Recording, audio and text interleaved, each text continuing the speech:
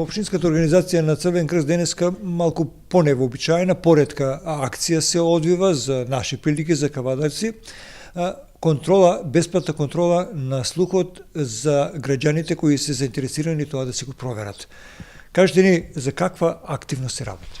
Станува збор за бесплатна активност преку фирмата Аудио БМ. Во соработка со граѓаните на град Кавадарци се испитува слухот. Значи сите лица кои што сакаат да си направат една бесплатна проверка на слухот, можат слободно да дојдат во просториите на Црвениот крст и да го направат тоа. Значи станува збор за бесплатна проверка на слухот.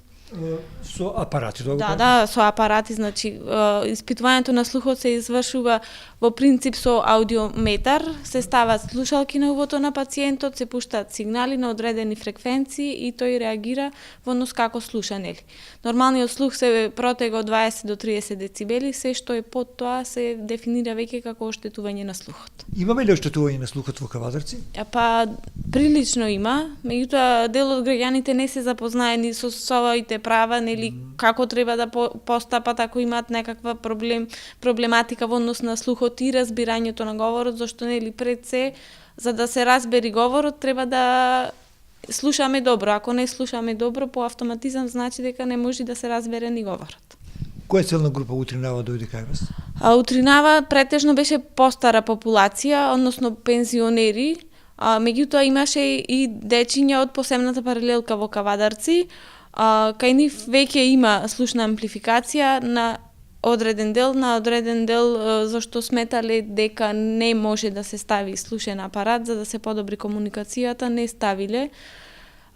Јас разговарав со дефектологот да видиме што можеме да им помогнеме на тие деца, зашто сепак имаат право преку Фондот за здравство да си остварат слушен апарат. Добро.